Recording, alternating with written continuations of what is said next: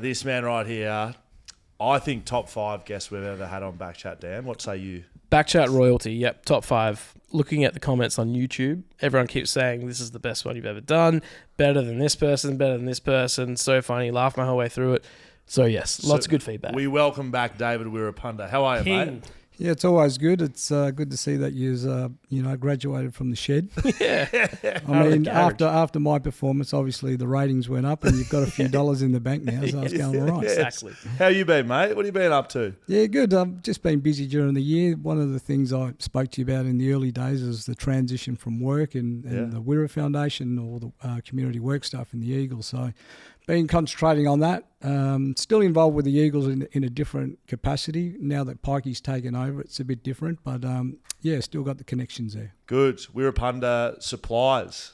Let's start with that. Yeah, well, I've been involved with Wirra Supplies because many years ago when I got the major sponsors coming through, and as you know, when you get drafted, you have a sponsor that comes with you. And when I was at East Perth, the old Greek family that owned Peters by the Sea in Scarborough many years ago, well, their family... An iconic place. It is. Yeah, as a Greek man, lived off kebabs for a very long time. Yeah. I didn't know what a kebab was until I shoveled 3 of them down my throat. But the old family from there actually had a chemical company as well on the side. So that's how I kind of... I learned a little bit about that and transitioned many years down the track, which was good fun because it breaks it all up. You're not running that. You're running that now. Yeah, so it's not so much in the chemical game anymore. It's more supplies right across the board when it comes to machinery, vehicles, whatever it may be. Whatever you fellas need, you have to ring Wirrapanda Supplies. You know I can supply it now. So you can supply it. That's it. So it's been going for about 8 years, but I've also changed over business partners, which gives me the capability now to deliver on a bigger scale. Fair to say this segment is brought to you by IDA Athletic, our good friends. Of course, Athletic, but Wirrapanda Supplies as well. Yes, Wirrapanda Supplies and in conjunction with Central Cleaning. So I might put another story on this place with you if you get me a regular spot there, Scott. All right, good, the Wirrapanda level. Mate, how are you seeing the club at the moment? Pikey's taken over, you mentioned it. You've been around the footy club for a long time in the West for a long time. How do you see it now? They look more competitive now from looking in. It is more competitive. I think for a long time now we needed that switch of culture. I mean, one of the powerful things about West Coast, and as you know, internally, we're probably number one sporting organisation in the country, but you needed to change the mindset of a corporate mindset because we wanted to go back to the old footy days. And that's one thing Pikey's done. All of a sudden, when you go to the club now, you see the Peter Materas coming back. You see a lot of the past legends coming back, like Woosha. And I mean, Woosha's such a big personality in that club. And then you see people that you haven't seen for a long time, like Peter Sumich. And people think if you're an Eagles supporter that you're getting smashed by Summer in the media. But all you want to do as a past player is see the club back up where it belongs, and that's always in the top echelon of footy. We're championing. I don't know why I try to roll this out every time. Championing? You say that word? Championing. We're doing that for Backman here at BackChat this year, Wirra. So we've rolled out, there's the Norm Smith, there's the Coleman, there's the Brownlow. There's nothing for Backman, right? Nothing. Nah. So we have created the Jack Buckley medal, which sits around here, pride of place right up there. Jack Buckley medal is for the BackChat Backman of the Year. Jack Buckley won it in 2023. It's for real backmen, right? Those types that spoil instead of mark. Those ones that don't really want the footy in their hands. They just want to get the job done on their man. Well, so we've been doing that. I know you spent a little bit of time forward, but you're a backman. Yeah, well, I probably would class myself as a backman. You're a backman. Yeah, you're a premiership backman. Well, I'm two things, mate. I'm a blackman and a backman. So that award should be named after me. What did I tell you? Yep. Wirra would turn that gag into. What did I tell you? Yep. Exactly what you just rolled out. You're a dickhead. I don't mind throwing the black card out, mate. You know that. Oh, it's very funny. But it's true because when you look at the Brownlow medals of the world, all of those major recognitions in AFL footy, there's not many backmen that have won it. I mean, the one that I really appreciate and comes to my mind straight away is Andrew McLeod with the 2-time Norm Smith medalist, and then you got Gavin Wanganeen, who's my hero, I wanted to be a backman because of Gavin. True. And he changed my mindset of being a forward, and I said, well, if the way that he plays as a small back pocket, I think that's the reason why I convinced myself to go and play. Because because the way you played your footy, would it be fair to say that, like the Wanganines and the Wirrapandas and the McLeods, that sort of player, the way you played, attacking, aggressive, amazing skills, like that wasn't what a backman was. Like it was like what I'm talking about. Get the job done. So it's stay on like, your man. Don't go get the ball. And one of the things that as a young fella transitioning in the back line, because you got to remember the back six of the West Coast Eagles is mission impossible to break into. I mean, that was known as the Great Wall of China back in that day. And to even get a look in from, or getting respect from John Worsfold, for starters, he chooses his boys that are playing next to him. And when I got the call up, that was quite daunting. But after speaking and asking a lot of questions to Andrew McLeods of the world, and the other one that was kind of changed the game a bit was Byron Pickett in North Melbourne. So all of a sudden, instead of being those battlers in the back line, we wanted to change the game a bit and also be an attacking offender. And that was the one thing that Gavin Wanganine always said. He said, well, what are you worried about anyone else if you've got the footy in your hand? I said, well, not many people can say that. There was a someone wrote on the YouTube comment, wrote a YouTube comment on the episode about how they were remembering a time when you did like a footy clinic down at a club, and you know how like when people shoot a basket, they say like Kobe, but they started doing one-handed pickups and saying Wirra.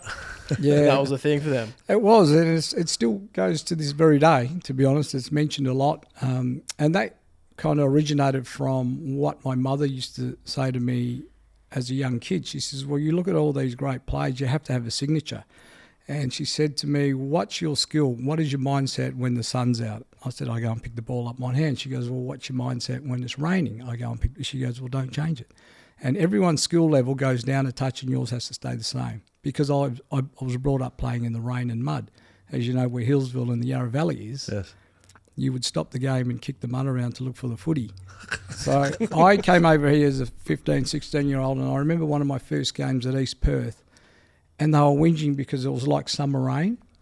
And to me, that was like, that is the perfect day for footy. Yes.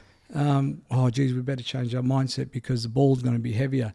Mind you, we weren't using TW Sharons, and it felt like kicking a medicine ball out there. But it was the mindset of everyone over here because the weather is so different, and Western Australians are more spoilt in comparison of where we played a lot of wet weather footy. You mentioned Country Victoria, came over here as a young fella. There's someone very popular over here in the media. Everyone likes to talk about it, and we're going to do it right now. How are you seeing... Rather than how do you see Harley Reid? We know he's a good player, I think. How do you think he's coping with the move from Victoria? Like you and I have both done it. You'd be watching along, watching the attention he's getting. How do you reckon he's going with that? Because you would have gone through that yourself. Yeah, he's. I think as a young man, he's carried himself pretty good.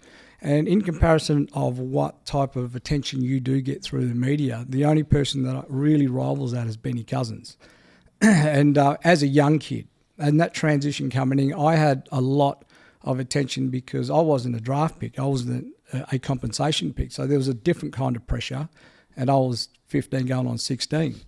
But you have to learn how to speak. And when you have that camera in your face every day, in my first training session, I got pushed in front of the cameras with Mick Moldhouse, and then it began, and it never ever stopped. So that type of pressure is very different. But the way Harley's doing it, is his football is kind of weighing up and doing a lot of answering for him. So he's putting that to bed pretty quickly, where we could see the potential, but what we want to see is a long-term commitment.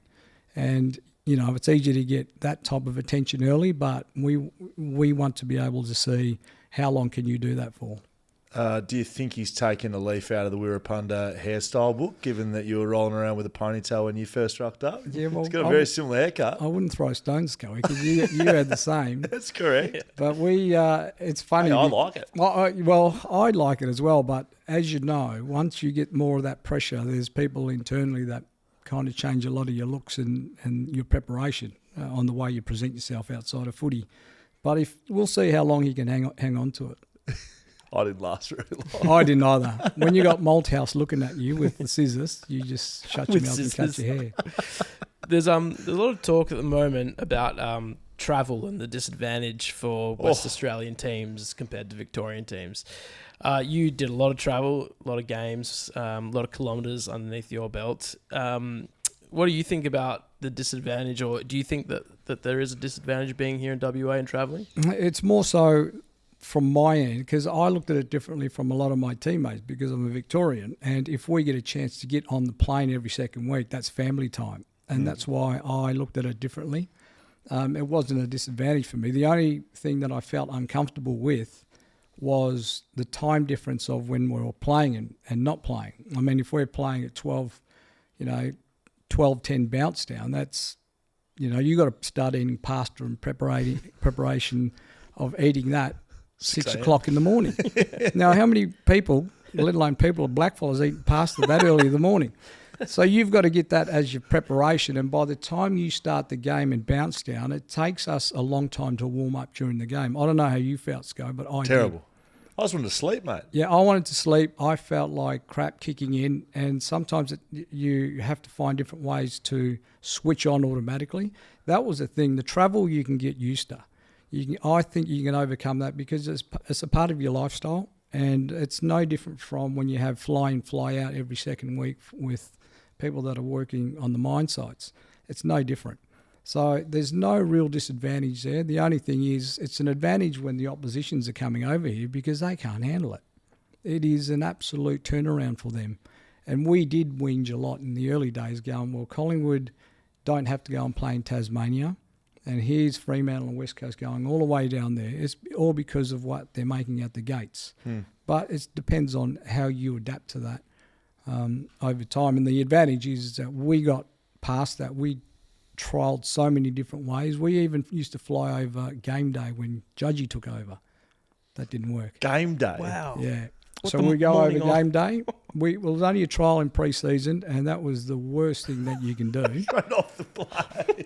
Yeah. And boots on off the plane? Or? Yeah, so pretty much, and we did that, and tested it in a lot of regional games as well, and that didn't go down too well. But, then we started to go in midweek. The best thing that we did is that everyone started to get their own room because everyone had different times of going to bed. But we always had 3-door room or 2-door room. And I had Willow, big Troy Wilson. That's like trying to sleep with a bear. And then you had someone like Peter Matera who doesn't mind to have a little... little Benson Hedges. Little Benson Hedges every now and then, So you got one bloke complaining, I'm sleeping in the middle and I'm not getting no sleep. So for us, that went on for 10 years. And then all of a sudden we put a complaint in. It's not the flying, it's the sleeping. Because I'm not sleeping with these blokes anymore. Room smelling of cigarettes and someone snoring. And they were complaining about me because all my family were using it as a restaurant. So we all found different ways to make sure that we got our own room so we can have peace and quiet. Mate, I remember that. I used to go to Melbourne and my mates would come round and I'd never touch the in-room fridge. They'd come over, they'd be ripping out Cokes and Gatorades and chocolate bars. Bloody empty by the time they left. Yeah, mate, you should have seen my bill at the end of the year.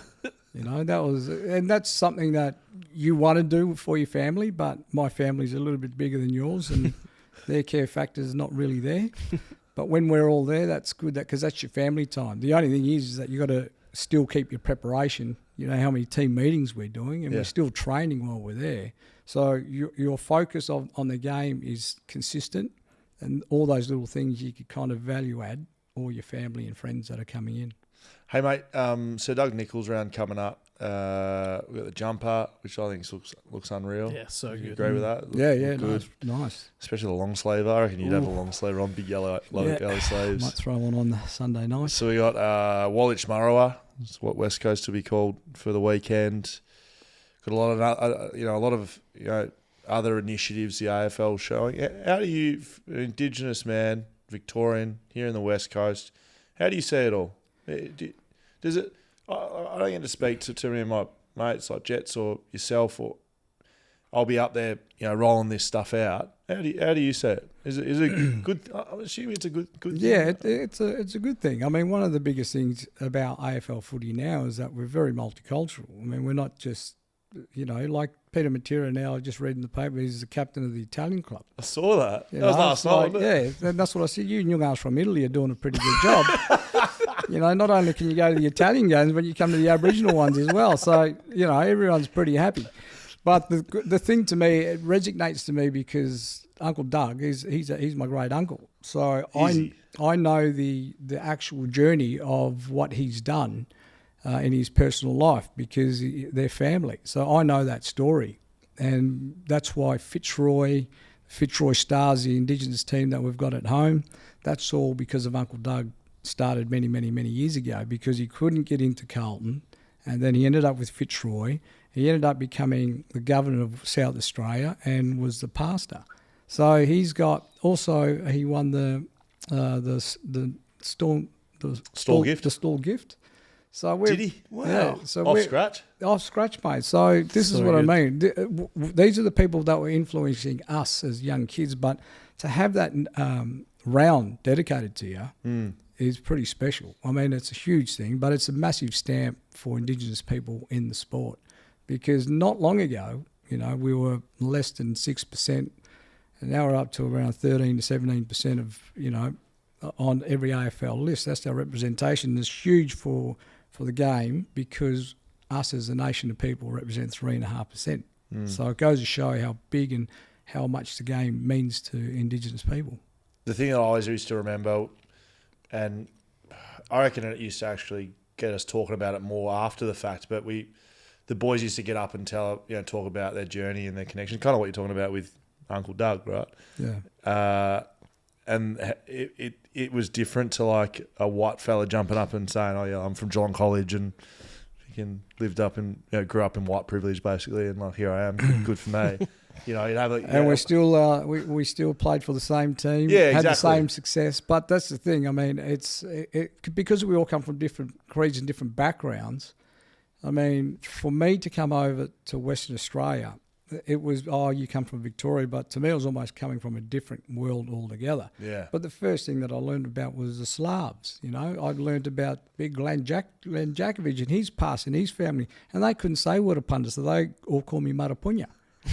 And then is that why he calls you that? That's why he calls me Tunya. And then and then they all got jealous because I got inducted to the Italian club here nationally and also in WA. What, you're Italian as well? You know, I'm a Calabrese. I'll be whatever you want if you pay me. Mate, I want to finish off on West Coast right now. They're playing Melbourne. So it'll be Wollongong versus Narm on the weekend. How do you see it going? Yeah, I know you watch your footy. I know you're a footy man still. I haven't. I probably paid more attention this time around in comparison to the last 3 years. But Melbourne, you know, are gettable. You know, the way they're playing West Coast now is just more competitive spirit in them now. So I think they're very gettable, and I'll be very interested in see on if they can keep that intensity all through the game. Yeah, like it. You got anything else? Dan's a big West Coast man. He's a bit starstruck. Yeah. But having David Wirrpanda twice in my life is a great I've seen time. your glasses fogging up the first time, mate. Yeah, absolutely. Just thinking about torps. Wait till you leave, mate. The windows will be fogging up in the office. No, that's good. Oh, torps. Why aren't they torping anymore? I don't think any. Well, I think no one's got the guts to do it. Flat anymore. feet. No, the flat feet are all gone now. I'm complaining and whinging just to go to the toilet. But I would like to see more of it. So would I. Mate, thanks for joining us. Wirrapanda Supplies bring us this one alongside ID Athletic.